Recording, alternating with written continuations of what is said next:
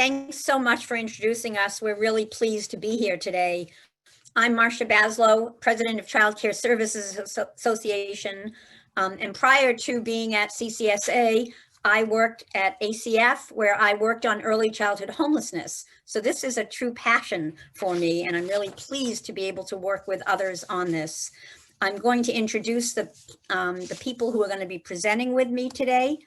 Actually, they're doing most of the presentation. I actually get to introduce everyone, but they're the ones who are really doing all of the work. So I will start with Beth Bordeaux, MSW and principal consultant and the founder of Partners for Impact. I have to say that I've known Beth for many, many years. And when we started to look at homelessness, it was really wonderful to be able to reach out to Beth and have her be interested in working on this project with us. She has been working in the field of of homelessness for many, many years, across 25 years in the human service system to improve community outcomes. I am also going to introduce Charlene Reiss, who is working with Partners for Impact. She's been a consultant for a number of years now, working on projects about the social and emotional well-being of children. She brings a huge amount of experience with her. Most importantly, she worked with the Durham Crisis Response Center, bringing her commitment to authentic community building and engagement, creative and realistic problem solving, and addressing racial equity to facilitate multiple multidisciplinary interagency teams tasked with improving the county's systems level response to survivors of violence. She's really had a whole lot of hands-on experience helping organizations, and we're really thrilled to have her here. I have Wolfe, who is partners with me at Child Care Services Association. She joined us a couple of years ago as the Chief Strategy Officer, and I quickly engaged her in the homelessness work, and she's now as passionate as everybody else. She has a lot of experience with 40 years of experience in the early childhood field. She's provided project leadership on workforce development initiatives at the local and state levels. And she's been involved in equity and diversity initiatives. She's really participated hands-on with this project around homelessness. And then I'm pleased to actually introduce Tasha Melvin, who has presented with me on a couple of different occasions around the self-assessment tool. Tasha is the Director of Partnerships and Programs with Families Moving Forward. She's responsible for developing sustainable partnerships with community agencies, volunteers, and funders. And she oversees the programming provided to all families. The best part about Tasha is that she has actually used the self-assessment tool, and she can tell you the difference that it makes. And so I'm thrilled to be able to introduce them and turn it over, I think, to Beth, who is going to bring us into the work of working on systems to support early childhood homelessness. Thanks, Beth. Thank you so much. We're so excited to be with you guys today and to share this information that we've been working on. But I first want to kind of learn a little bit about you. So I think we have a poll that we're going to pull up now that folks can participate in. And that's going to help us kind of know a little bit about who's in the room. So if you would just complete the poll and submit it, then as those numbers start coming up, we'll see what we have and we'll see who's in the room. And as we're doing that, I just wanted to frame a little bit about what we're going to talk about today. So we're going to talk about some of the unique challenges that come along with experiencing homelessness, particularly when it's a family experiencing homelessness and when there's young children involved.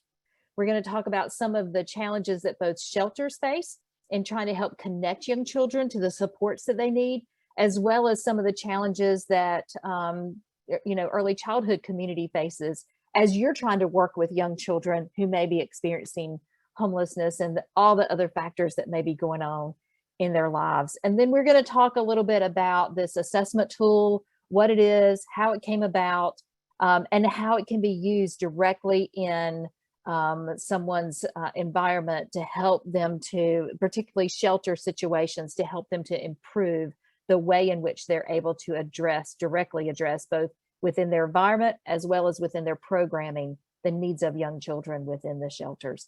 So we're excited about that. Do we have any results yet of our poll?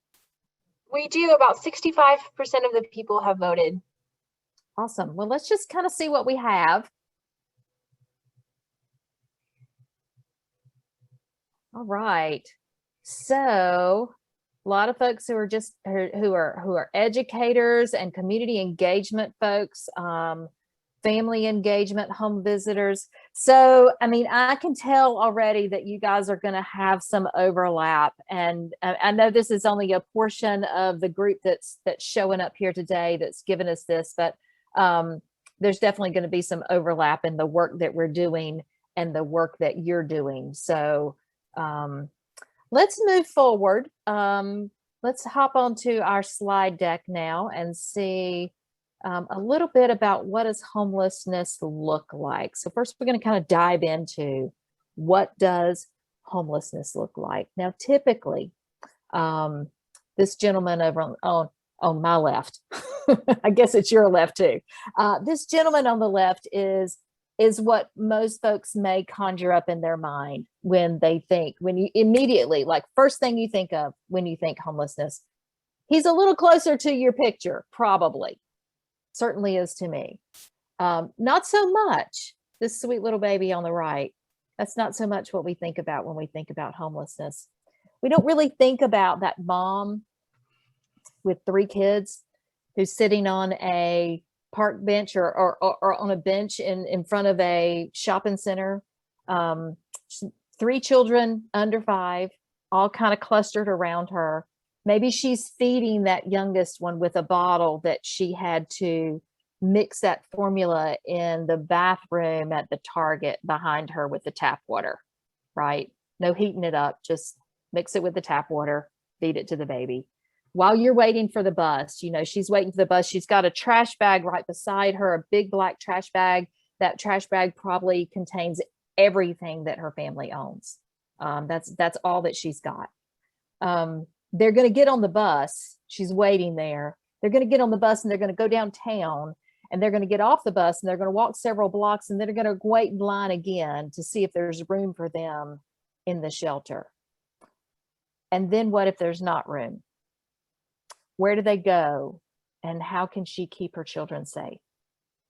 So we're going to talk more about that later, but that's the kind of image I want you to kind of have in your mind as we're thinking about homelessness. This sweet baby space is what I want you to think about. Let's go to the next slide, please. So homelessness is more prevalent than you think for young children.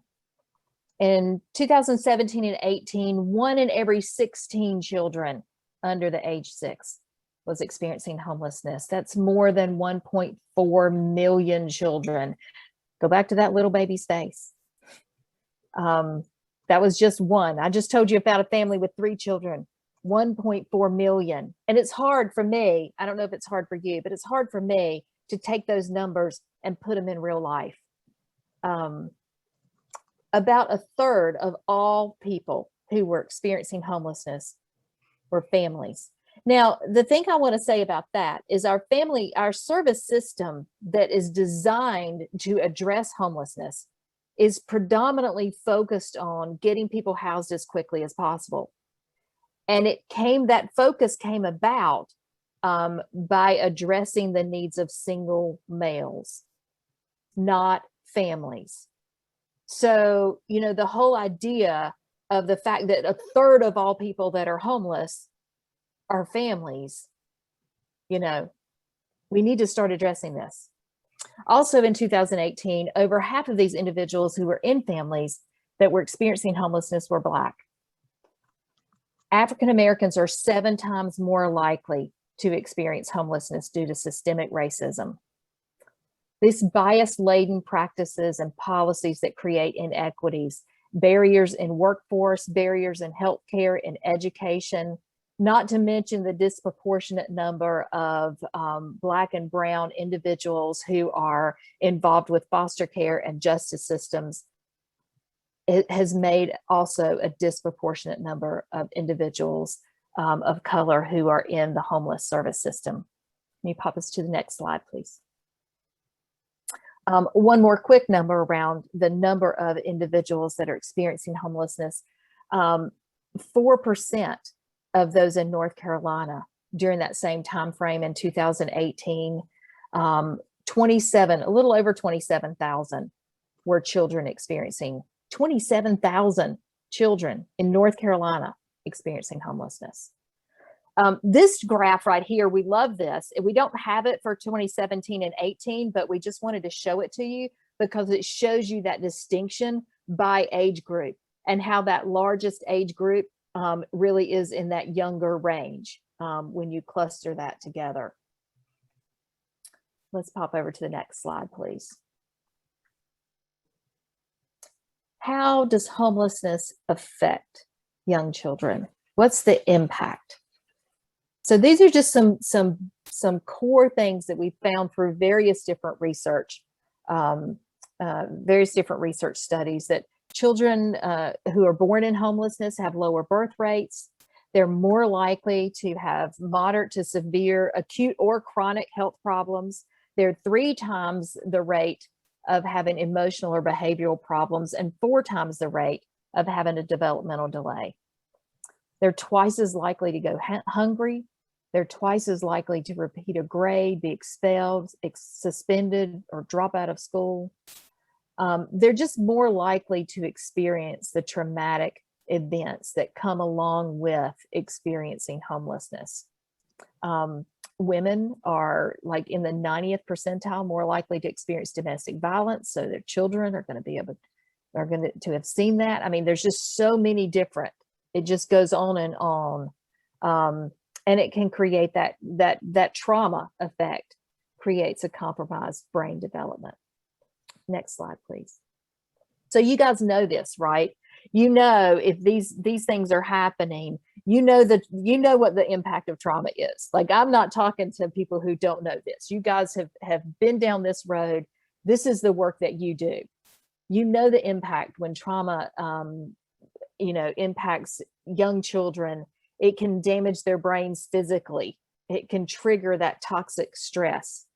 That strong, frequent, ongoing stress actually rewires parts of your brain and just changes the way in which we react and the activity around influencing emotions and even influencing the body physically.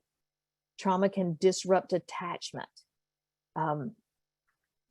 And it triggers cognitive delays and impairs emotional development. And what I want to say to you is, while homelessness is a form of trauma, just having not a particular place to live or living in a different place or bouncing from one place to another, that in itself is not trauma. That in itself is not something that you need to call social services for necessarily, except for resources. But, it's not like you need to report abuse or neglect because someone is experiencing homelessness. However, all of these other factors that we're talking about, all of the other things that happen, that may happen along the way and that have a higher prevalence because of homelessness, bring in that additional trauma that children may experience during this time, and they have a higher rate and higher likelihood of experiencing trauma. Let's go to the next slide, please. So let's talk a little bit about who are the children that are and the families that are experiencing homelessness. We really have a couple of different definitions of homelessness that you may hear over time. So there's, how definitions are, right? They follow the funding stream. So you have a HUD funding stream that defines homelessness as literally homeless. And that means that someone is living in a place not meant for human habitation, or they're living in a shelter. So I don't know if you want to just kind of put in the chat for a minute, places that you think folks might be staying if they're literally homeless. What does that look like? Think about this mom that I was telling you about. She doesn't fit. So I got on couch with friends. I got in a hotel. So definitely an abandoned site. quite often families are bouncing back and forth, and we really see a lot more families that are bouncing back and forth in hotels, and then with friends, and then back in a hotel, and then back with another friend or a different person, in the woods, in the car. I actually know a woman who lived in the car with her children, and she had a small dog, and so she couldn't get in the shelter because she couldn't let go of her dog. And some people might say, well, why not take care of your children and go to the shelter? Well, taking care of her children was having her dog for emotional support, but also the shelter may not be there for her all the time. She had found that going to the shelter was just a few nights a week, or she was only there for a temporary time, and then she ended up back in her car, and that had happened to her more than once. So that dog was actually a safety mechanism in the car. She would not let go of that dog because when they slept, the dog kept watch. I've advised folks when they're experiencing homelessness, and my organization had no room for them in our shelter. We would help folks brainstorm where they could go. And sometimes as a last resort, it was get on a bus with your kids, go to the local hospital, and move around from waiting room to waiting room so that you don't get kicked out. Just for a night or two while we figure out what the next step is, right? But it's a place where you can get food out of a vending machine. Your kids can snuggle up and sleep, and nobody's going to be, doubting that you're there for a reason for someone having a surgery. Now, COVID has blown all that out the window, right? Let's flip to the next slide. So this is a definition for children or families that are experiencing homelessness through a different funding stream, through the McKinney-Vento. So that would be through the school system. It's a broader level of homelessness definition. So it includes those folks who may be sleeping in a hotel, or who may be bouncing around from place to place, whereas the HUD definition does not. The reason that matters is because it matters for eligibility for shelters, and it matters for some of the eligibility for some of the different services that people can apply for. The HUD definition and the HUD system typically focuses on the most vulnerable in the community first.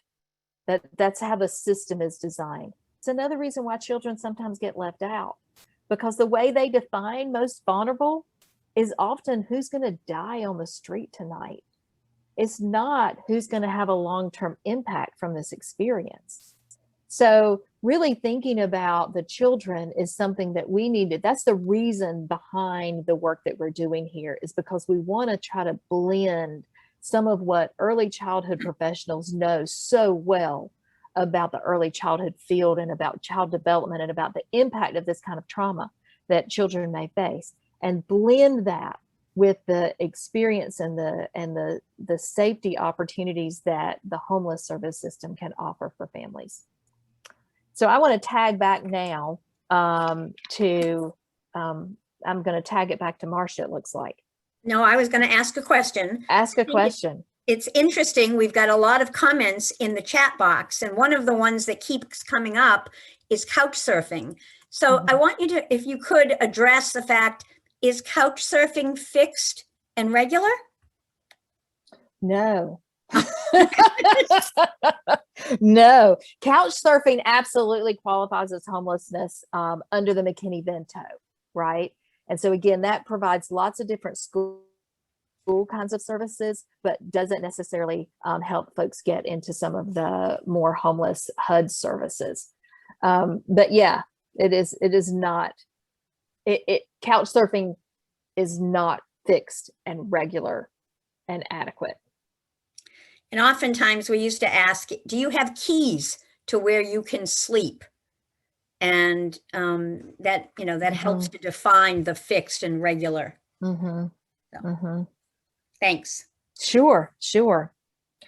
I think I'll tag it now, because I really want you to hear from Tasha, as she's going to talk a little bit about she's going to give you a little more about the experience that a family has as they're dealing with homelessness, as they're dealing with living in shelter and trying to raise young children while living in shelter.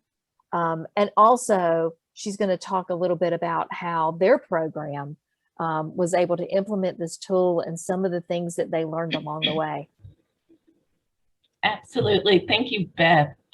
There's just so much I could share with you all today about the experiences of our families. What comes to mind is the mom of 3 kids sleeping in her van that's also pregnant. We often don't think about expectant mothers and what they are dealing with. They not only have to care for their children, they have to care for their unborn child as well. This gets very tricky when they're not connected to a doctor, a care physician, because they're so stressed out about all the things that they have to deal with. So in our shelter, we, as most family shelters receiving HUD funds, we can only accept those who are literally homeless. So we're talking about countless families that go unserved and not receiving the resources and services that they need. And so I just want to share with you what our observations are and how what we are experiencing with our families, how that mirrors national trends, and what we are trying to do to support those families. I would like for you to just keep in mind that not only is it traumatic for our parents when they move into our shelter, it's also unsettling. The expectant mom with the 3 kids, because of some of our requirements, which are also HUD standards, there are certain things we have to require, such as curfews, making sure buildings are secure, can sometimes be unsettling for someone who was for some time. And this is hard for a lot of people who don't work in homeless services to fully understand.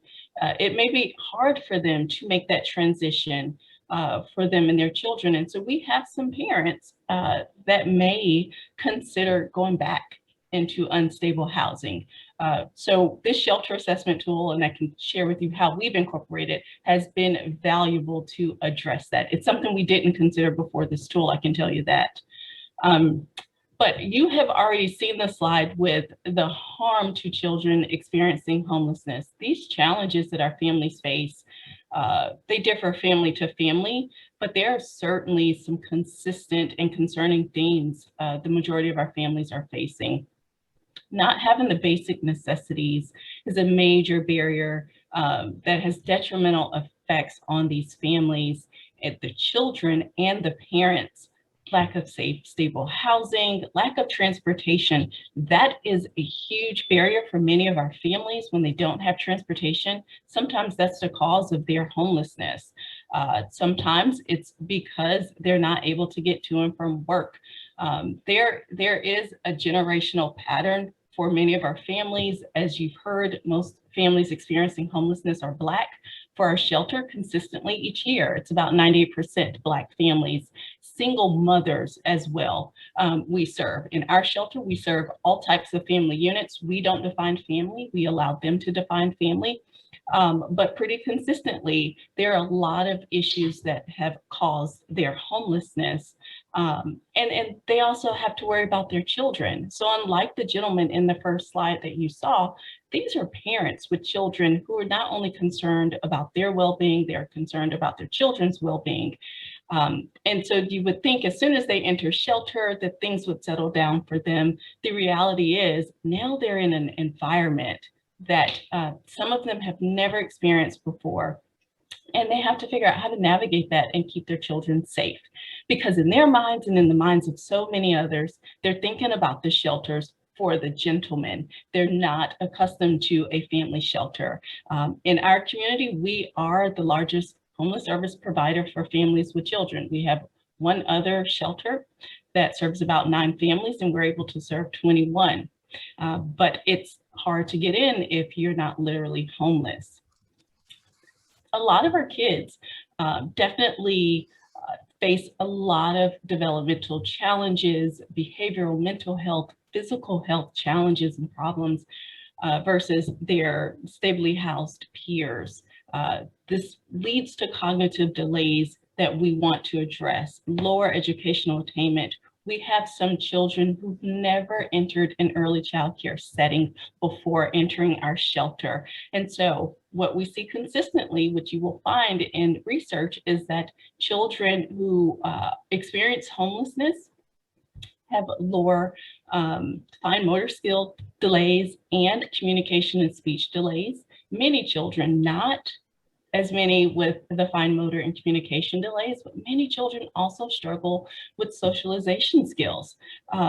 Think about that mom again. That mother is so focused on either attaining employment, transportation, housing, of course. I can go without saying housing, trying to figure out how they're going to feed their children, that so often they're not engaging their children in conversation as they would in a childcare setting, as they would in other settings. They're just so focused on taking care of their basic needs that so often those other needs get unmet. So they enter our shelter, and this is something we see all the time. We see a child where even the parent cannot understand them. And if you've ever dealt with a speech therapist or had your own child in speech therapy, you know that one of the first questions they ask is, what is the percentage that you can understand your child? For many of our parents, it's under 20%, which is a huge, huge challenge for our children. And it's so unfortunate because we offer programming, something that we started after the tool, assessment tool.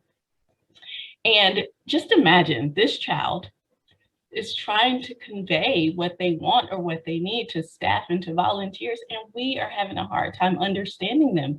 We really are trying to figure out what they need and address that need, but it's very frustrating, and they have such big emotions, and we want to care for them, but we are challenged to do so.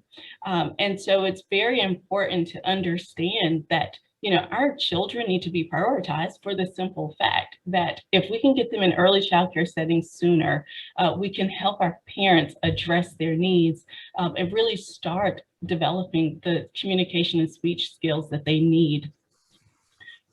One of the things that we do notice for our kids entering shelter, and again, this mirrors the national trend, is that many children have great gross motor skills.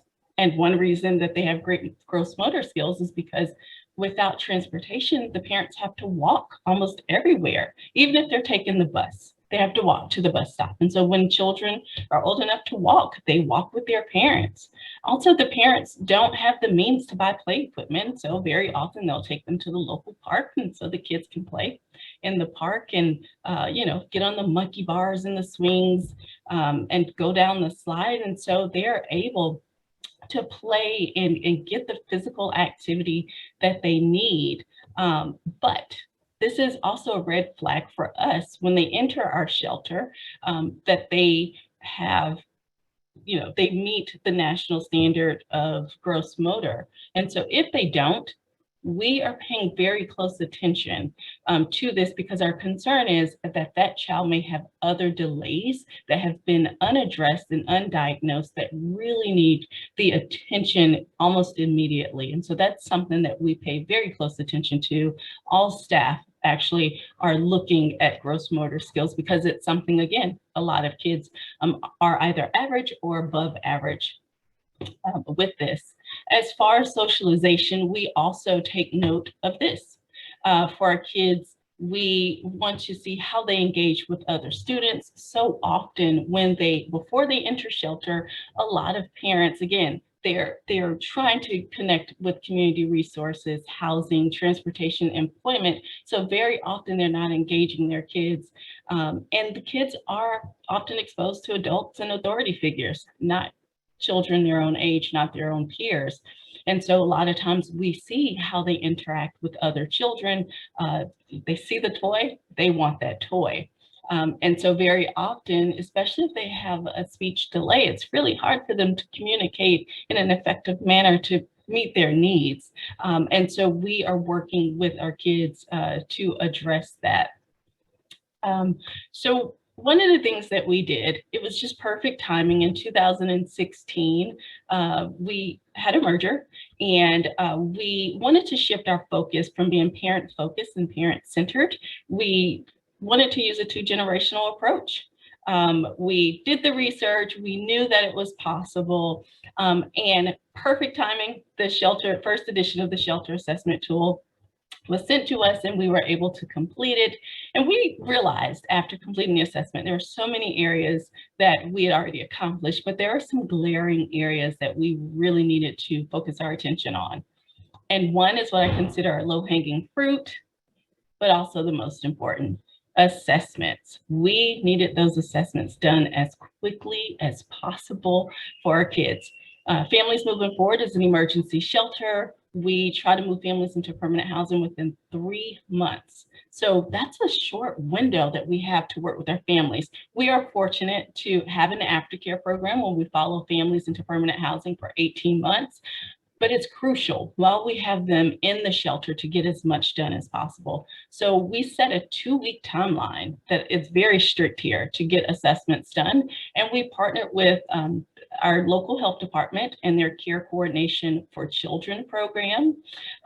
They offer assessments for children throughout Durham, 1 month to 5.5. And so we partnered with them from 2016 until 2019 to conduct all of our screenings for our young children. We realized very quickly, and this is something that comes up in the shelter assessment tool, that's not enough. That was not enough. It only identified the problem, which some of us were somewhat aware of. We needed to do more, but we did not have the means to do so. So we created a position. We created the Children's Services Coordinator position and hired Rachel Taylor. She's a social worker and has early childhood development training or development background, and was able to come in and take those referrals our families were receiving from CC4C and support our families in connecting with community providers so their children could get the support that they needed. We also, because of the assessment tool, started offering programming for all of our children. At that time, it was just for parents and older children. The tool helped us to develop programming just for our young kids. We did this with volunteers who do not have the training necessarily to work with young children. And though they are phenomenal, the training is key. And so we created another position in 2017.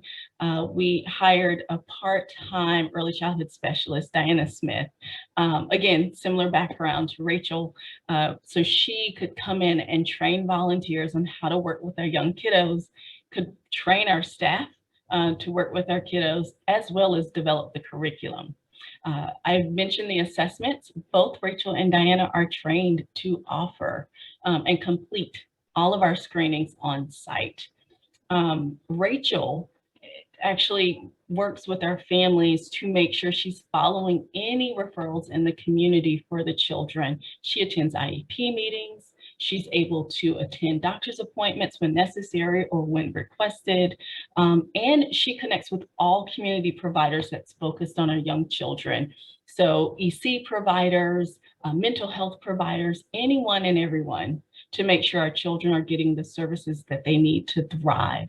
Our goal ultimately is that all of our kids will be ready to succeed in school, but most importantly, that they never experience homelessness again, which is something that happens or could happen to our kids if we do not address any developmental delays that they experience. And I think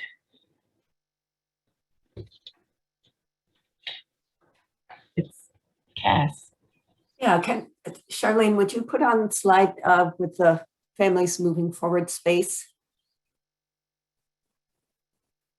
Thanks. So Tasha, do you want to just say a word or two quickly about that? And then Absolutely.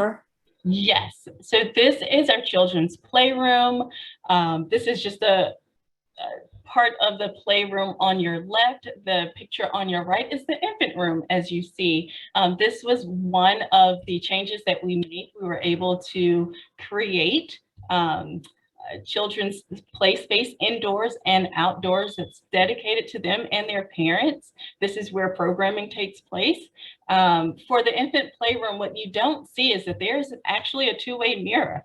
We have an on-site therapist because of the assessment tool. And so when we conduct screenings that require observation, we could use the infant playroom, have the kids in there, and the therapist or the community provider could be in the therapy room observing what's taking place. And so we absolutely love this space for our kids.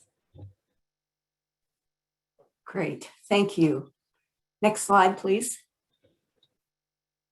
So now we're going to switch gears a little bit, and we've been teasing you about the self-assessment tool. I'm going to tease you a little longer until Marsha gets a chance to explain it, but we're going to talk about the project that we're doing.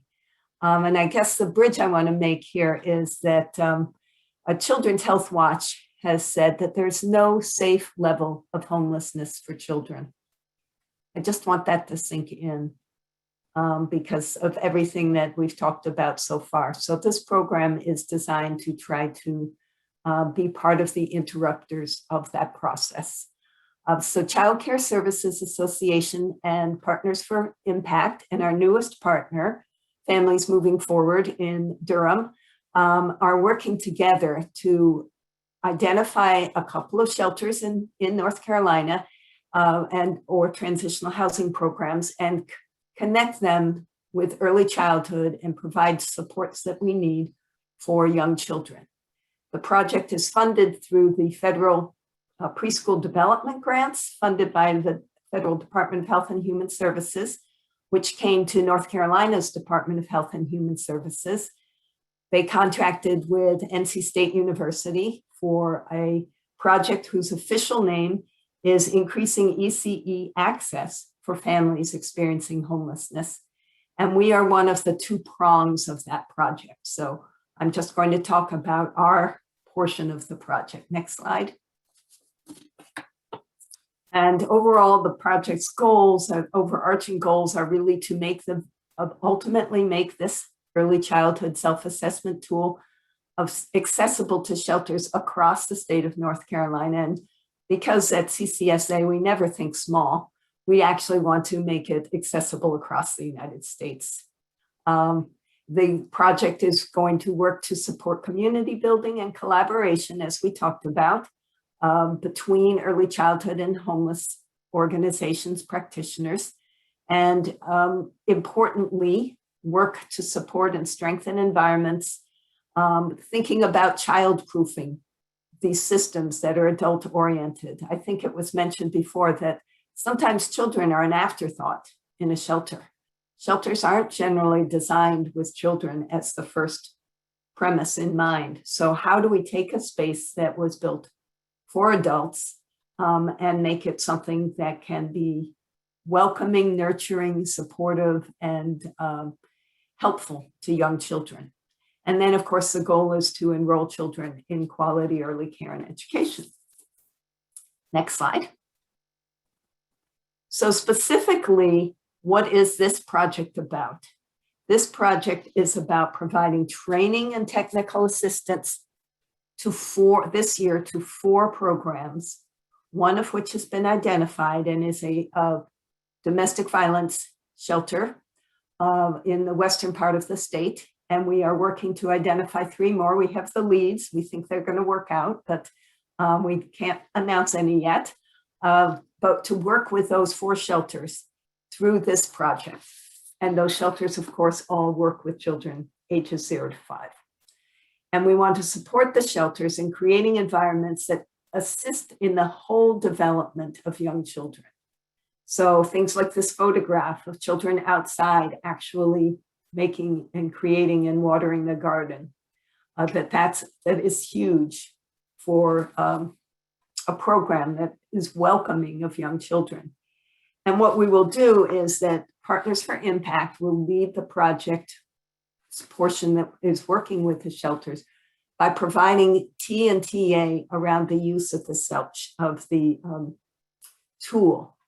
The early childhood self-assessment tools really are framework for the T&TA that we will provide, and we will take shelters through the process of using the self-assessment tool, and it is self-assessment, so they will be doing that on their own, making a plan.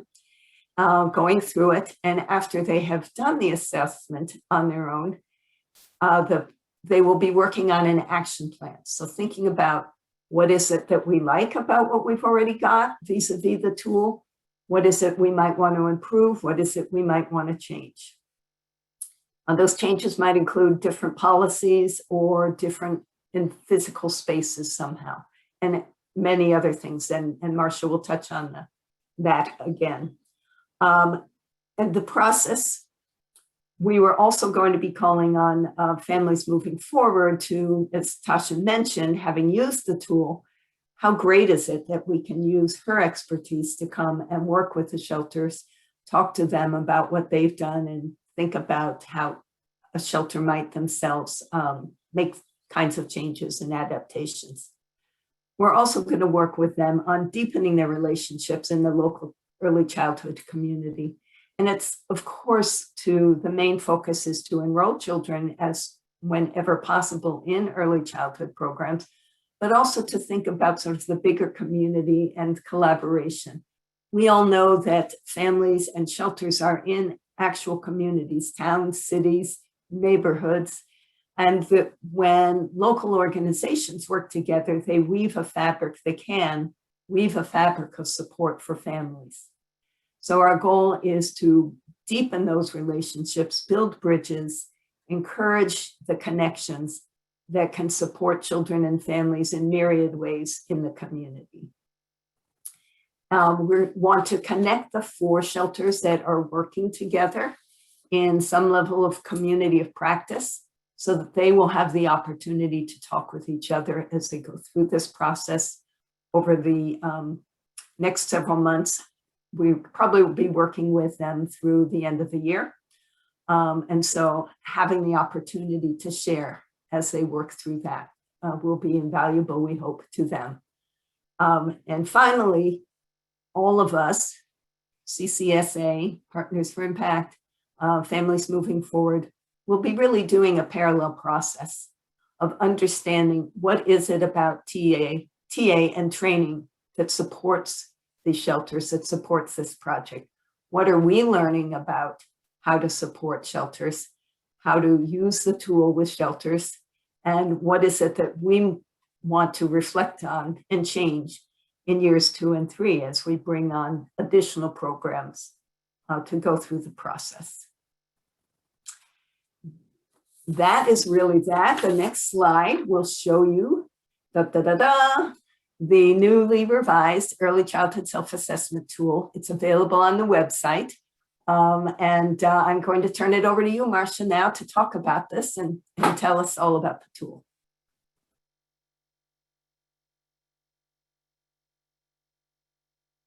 Thank you so much. And I'm going to go quickly through my slides because I think we have some great activities planned that will actually engage the groups. So this is the slide. And if we go to the next slide, I want to give you just a little bit of a history, and Beth did a fabulous job of saying that we really, when we think about working with homeless people, we think about adult men. And so HUD had not actually thought about working with families, and heavens forbid, they hadn't actually thought about working with children at all. But when I was working at the Administration for Children and Families, we thought about children. We didn't actually think about housing. And so that's where this was first created. And it really was created to provide resources to help family shelters, to support families. Families were going to shelter. They were finally getting into shelter. And yet, the job of the shelter is to find housing. It's not to think about children. So it was a way for us to have them think about children. It became very clear, although the U.S. Interagency Council on Homelessness did roll it out, it became very clear that in order to actually embed it into the shelter work, we needed to have the tool validated. And we were able to work with Sarah Shaw, who was at the University of Delaware, who is now with Child Friends, and her dissertation was on the validation of this tool. And we worked with her across the country. She did a number of interviews. She met with lots of different shelters, and she asked them about the tool. She asked them to go through the tool, and we learned an enormous amount.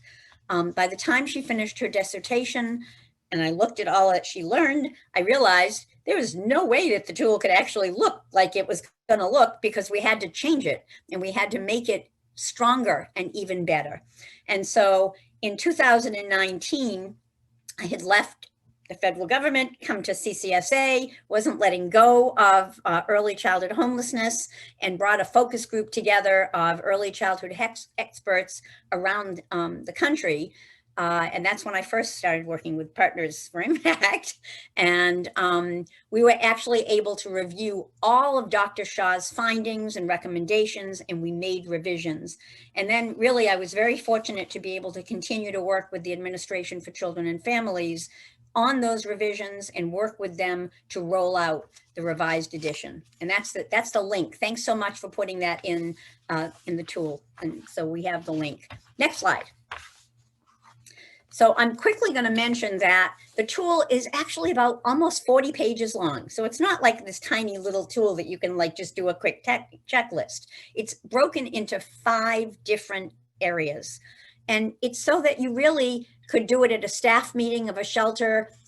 You know, one month you do health and safety, another month you do programming. It's to learn about early childhood while you're working with families. So each of the above sections has multiple pieces in it. Not only does it have multiple pieces, but if you go to the website, it has all the links. So, you know, we might actually have something about, we have sanitary diaper changing tables. You know, sometimes shelters don't actually have clean sanitary changing tables. And so there's a link that you can click on so that you can see, what does that mean? So we have a lot of different links in the tool that can be used to process through the self-assessment tool. I have to tell you that to hear Tasha talk about using the tool, the first tool, and what she didn't tell you is that she's going to use the tool again to see what they actually have learned and see the difference between the new tool and the old tool and the new tool. But to hear her talk about the fact that by using the tool, they added childcare positions is huge. They added positions, which meant they actually had to go find funds to do that, which ultimately shows the impact of actually having shelters think about early childhood. I'm gonna move us to the next. And actually they planned action plans. You know, this is not a short-term project. This is like a year, 2 years, 3 years. This is a project so that you can actually plan to have your shelter be good for young children. So I'm showing you a picture when we piloted this in Connecticut with Grace Reef, with Grace Whitney. She first started working with a shelter that this was the childcare program on the left. And after they worked with the staff and they really worked through what should the classroom look like and making it bright and happy, they were able to actually have this change in a shelter. This tool has been used actually in Connecticut. It's been used in Pennsylvania. There's quite a big program in Pennsylvania. Our project is part of the Reiss of the preschool development grant, and Michigan is also using this tool as part of their project. So when Cass said that we have big plans to have this used across the country, she was right. We do have big plans to have this used across the country, and we hope that someday this kind of a tool can be a requirement for family shelters so that there's some child development. And I think I move it to the next person.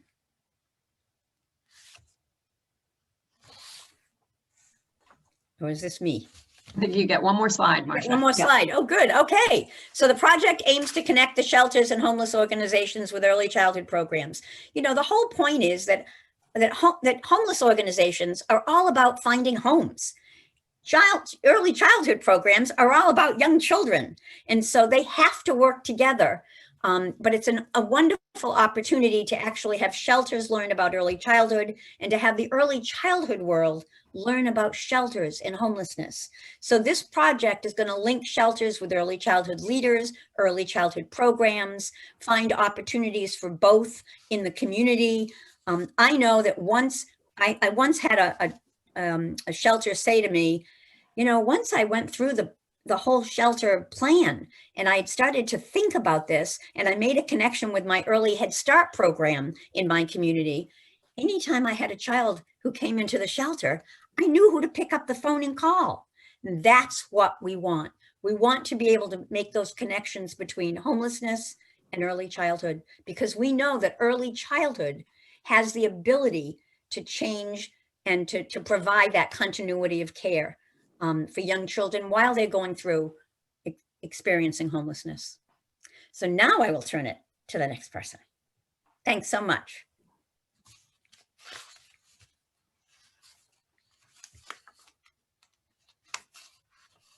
Okay, sorry, too many things going on over here.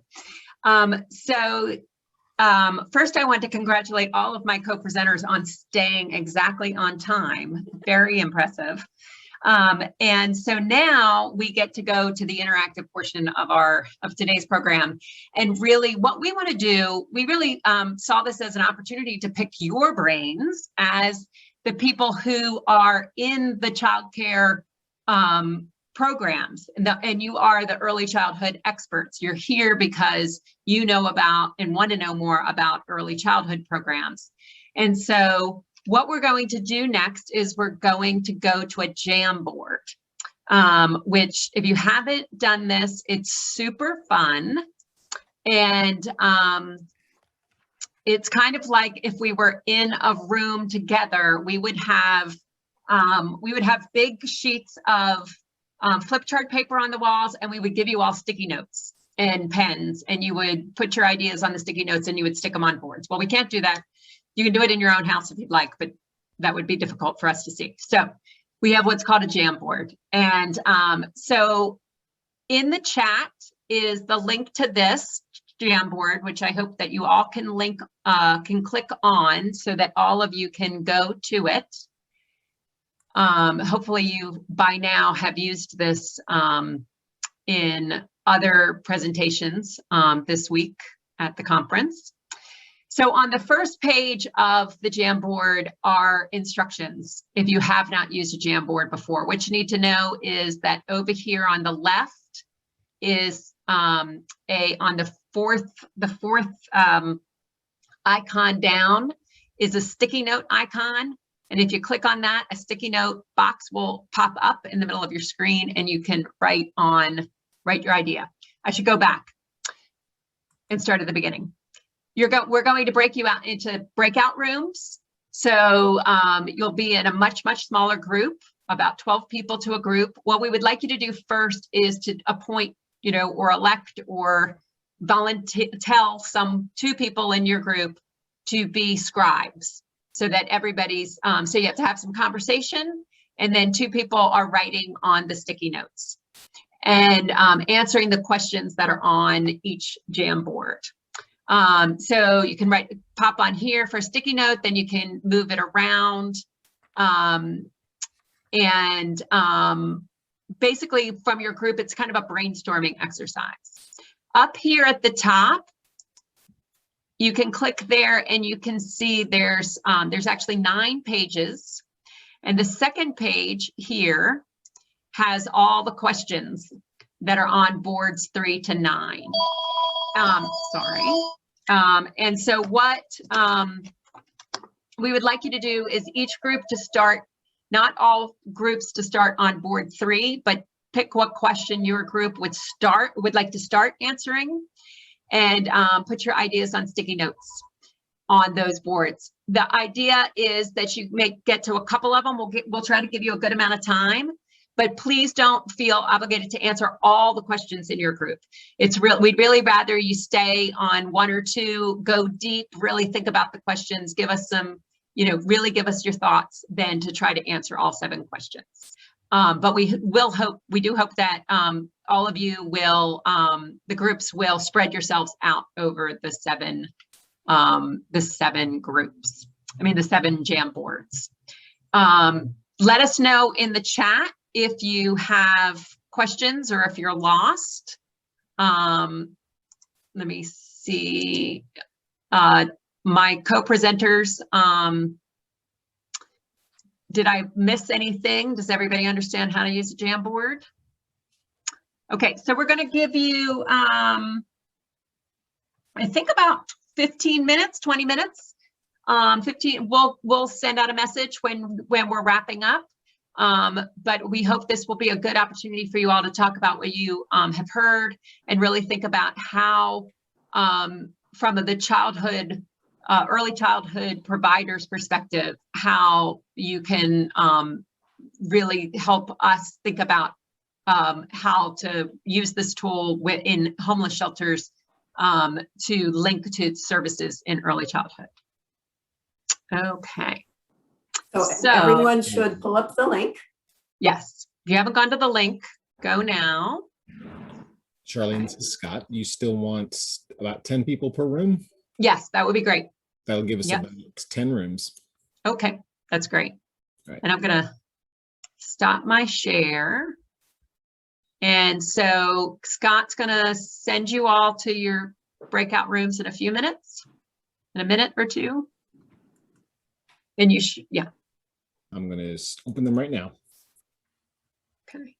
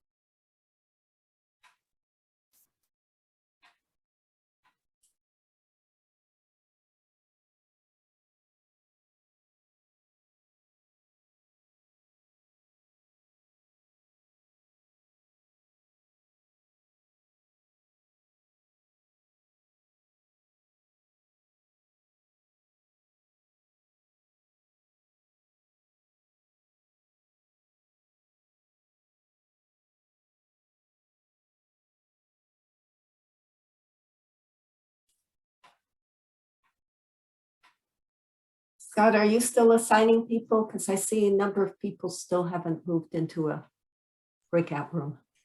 Yeah, some people may not join. They may be multitasking. Got it. I can try shuffling them around to reintroduce them to the invitation. Okay. Yep. We would love everyone to join a breakout group so you have an opportunity. And please remember to select join when you see the invitation pop up on your screen. And if you have any trouble joining, please let us know and we'll assist you.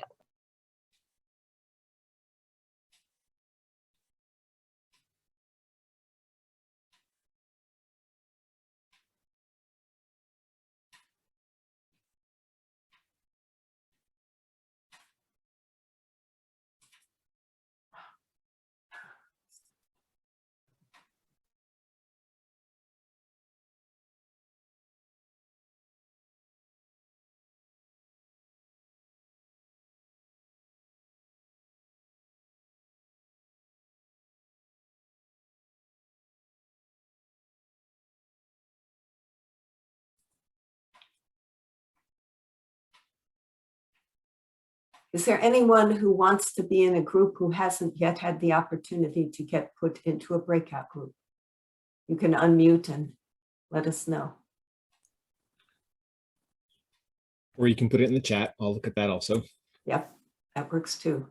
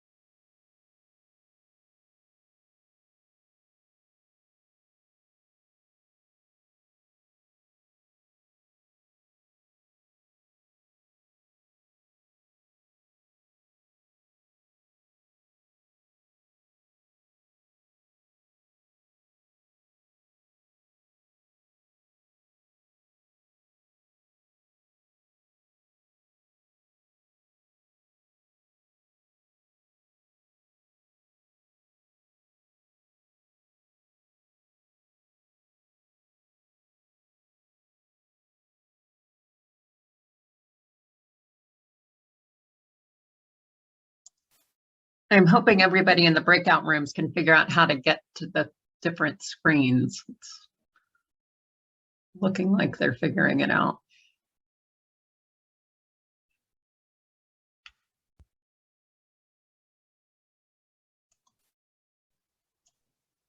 All right, if you're just joining us, we are in breakouts right now, and we can assign you to a breakout room to join to work on the questions in the Jamboard.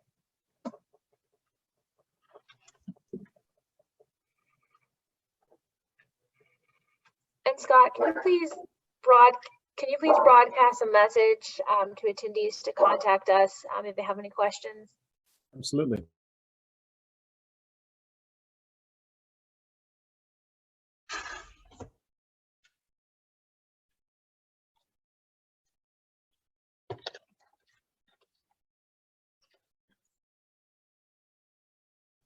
And again, we would love your engagement. So if you would like to join a breakout room or are having trouble with your breakout room, please let us know.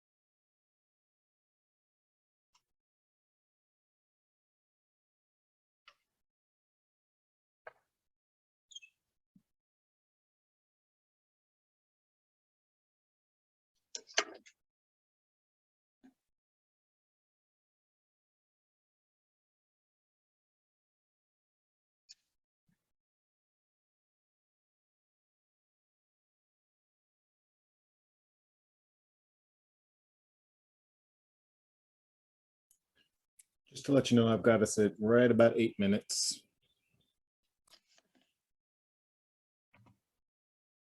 Okay, thanks. I have us going till just about 2:50. So I think that we might want to consider ending it's up to us. You know, we did that when we were feeling Yeah. pretty short on time. So maybe 2:45, depending on what we see as posting going on. mhm. And that way we have a few more minutes for conversation.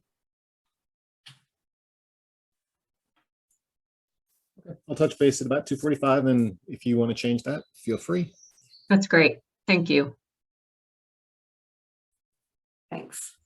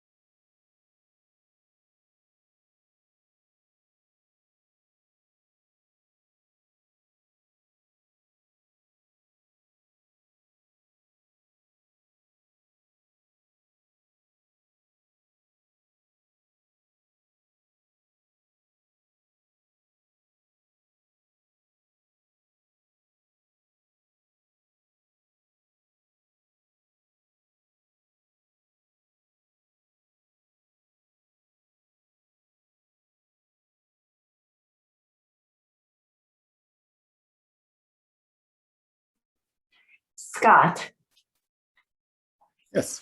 would you reassign Rosa Bolton to a new group? She's in one and she's there with one other person who. I'll put them both in room 3. Great, thank you. You're welcome.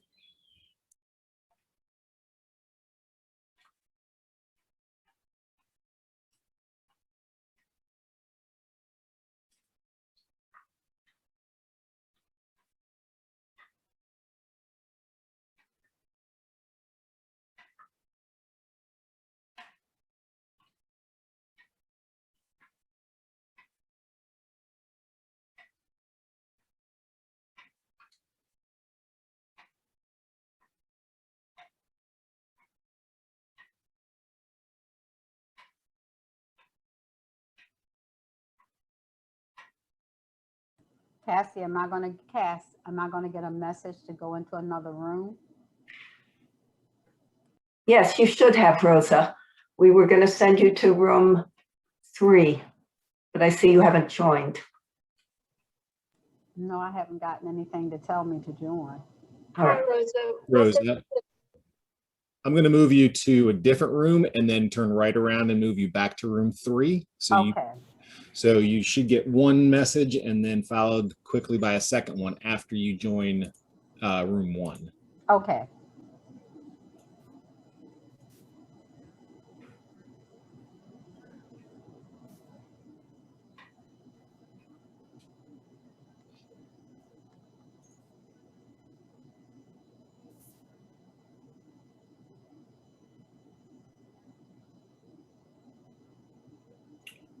Rosa, did you see I'm not seeing a message to move. Okay. Let's see.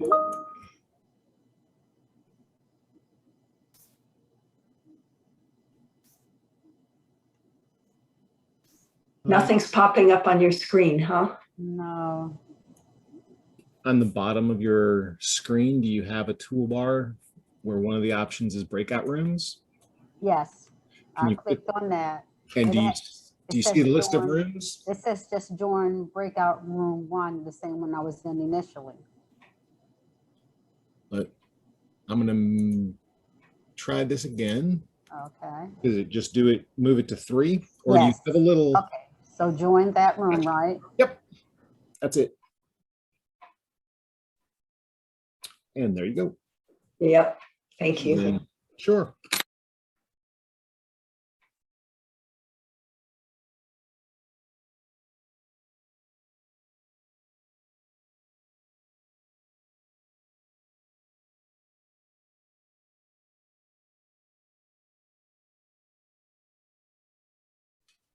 And if you're just joining us from the waiting room, we can reassign you to a breakout room. Just let us know in the chat, or you can turn on your microphone and let us know, please.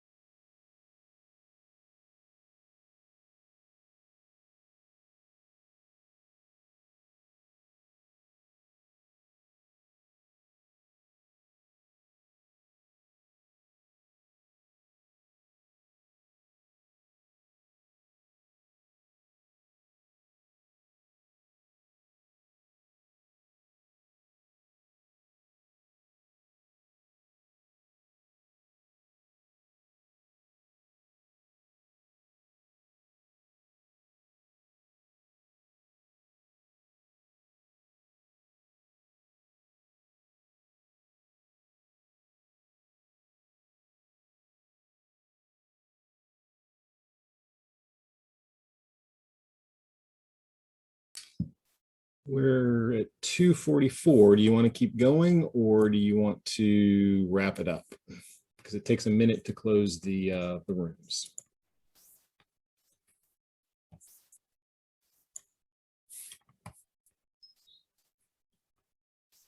Charlene, are you there?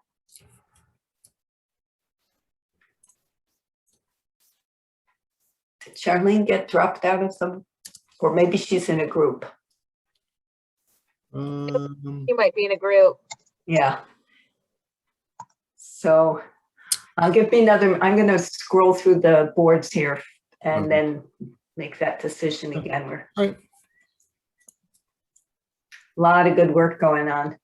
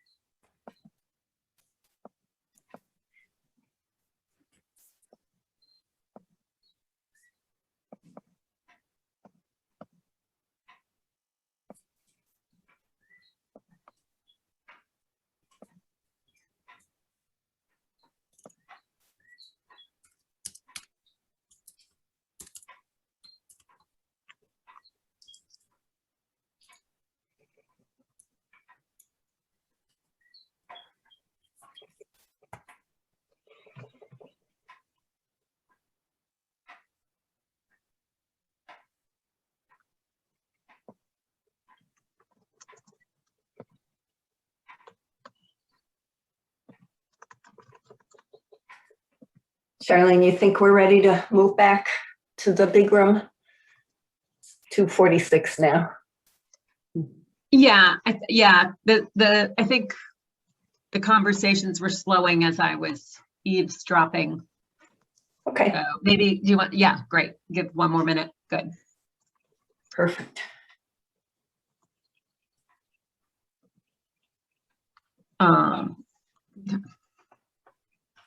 So you have a couple reflections you want to share? Yeah.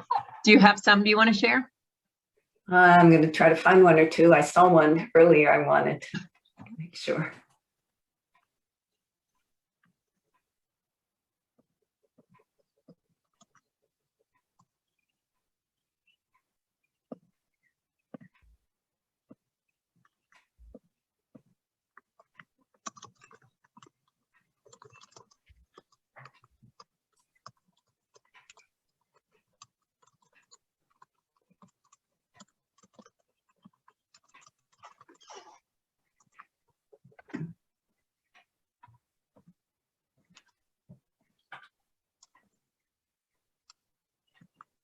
All right.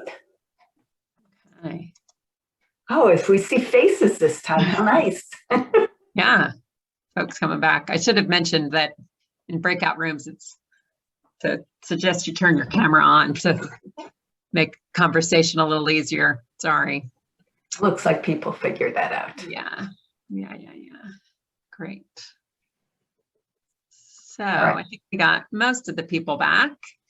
I hope that was fun for y'all. I always find a Jamboard in a small group really neat and a neat way to interact and brainstorm in this what can feel very disconnected world of Zoom and virtual meetings. So just looking through some of the boards, what my reflection on kind of some themes, pulling out some themes that I see across the boards is a lot of interest in training and technical assistance for childcare providers around early childhood homelessness. That it sounds like there is an acknowledgement that in the early childhood provider world that there may not be a lot of knowledge around early childhood homelessness, how to support families, what resources are out there, and how to connect families to things that they may need. So that's very helpful to us as we're thinking about this program, because it's one thing to connect the shelter to the early childhood program, but if then the childhood program is not fully equipped to help, you know, and to do what they can do for families, for young children experiencing homelessness, then it's not going to be as successful as if we really kind of prepare both sides. And that's part of that's definitely part of the long-term plan. Charlene, Yes. I put in the chat box the link to the 8 modules for some training, because that came up in conversation in my group. And then someone else, I think Risha, put in the Sesame Street and communities, so that there was some information as well. Right. Yeah. And Cass, did you have some thoughts about?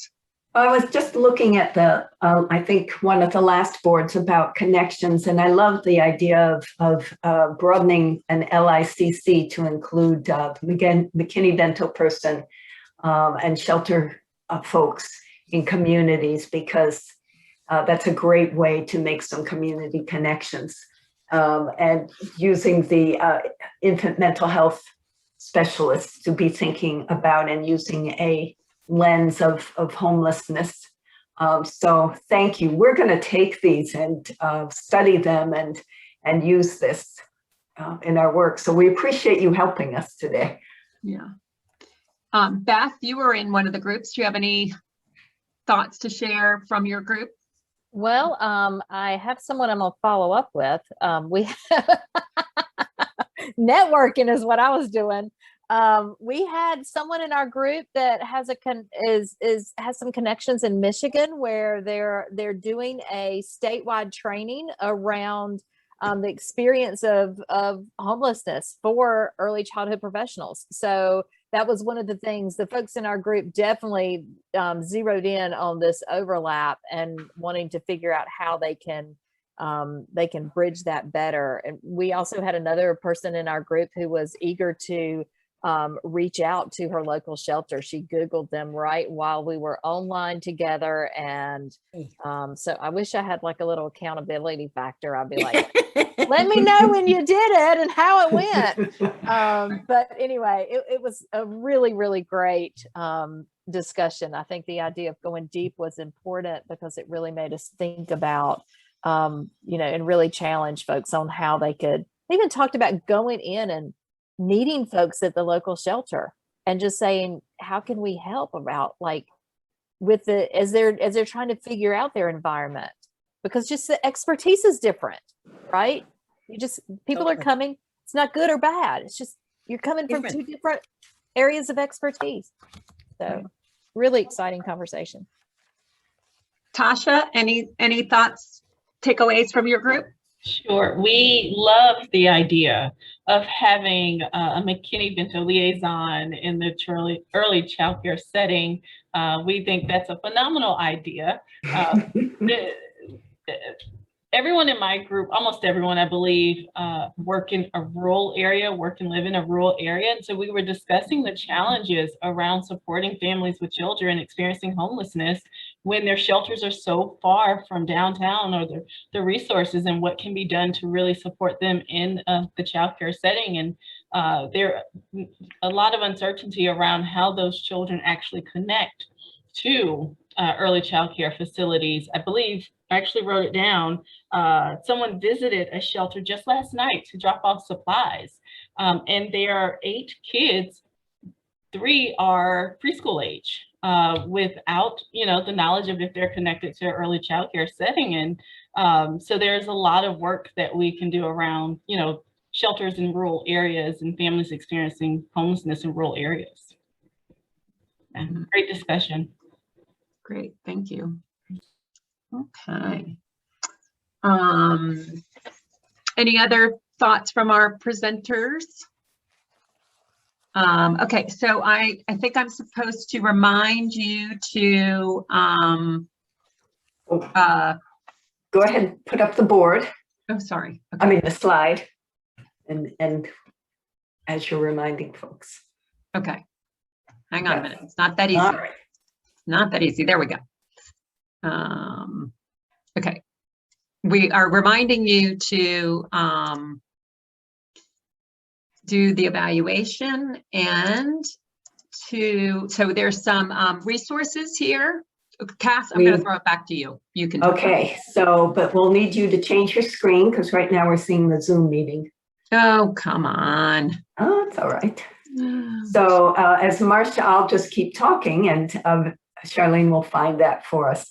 But as Marsha pointed out, there are modules that are really great, not hard or long. And that's the first resource there on this page. The second one is the report that is about facilitating access and leveraging data. It's a two-part report on homelessness. And then again, the link to the tool. And these are used, these are available to you the same place that the PDF of our PowerPoint is available on the Smart Start conference site. So you can get these there. Jessica has just put up the link and that set of resources is separately available at that same place. So next slide. So it sounds like some reflection was going on, but we would like you to, think about, and you can put into the chat any thoughts about the power that you have to help young children experience homelessness. Think of a way you can use this information in your program, in your community. Some of my colleagues from a former job were there, and I know they do a lot of TA, so how can they take this information to centers that they work with who might enroll and have children who are experiencing homelessness in their program already? And if you are in a community where you think that this kind of partnership, that you would like to perhaps be a part of this pilot in years 2 and 3, put that in the chat or contact us directly and you'll find our names on the next slide. But we'd love to hear from you and hear about ways that we can collaborate. So here is the contact information for all of us. And I think that, unless my colleagues have something that they want to add, you've been a great group. And it's been a lot of fun thinking about this together. So we thank you for your time. Any other of our presenters want to say any words of wisdom as we close out? No, I just really want to say thank you to people for coming to this session, because it says a lot. It says you care about this topic. And that means that now that you have this information, you can't just walk away. That's right. Thanks. Google your local shelter and learn more. Yeah. Yep. And Build a thank you. relationship. Thank you to Smart Start for hosting this, because this was a real opportunity for young children experiencing homelessness. Thank you. Bye, everyone. Take care. Thank you. Bye. Thank you all so much for attending.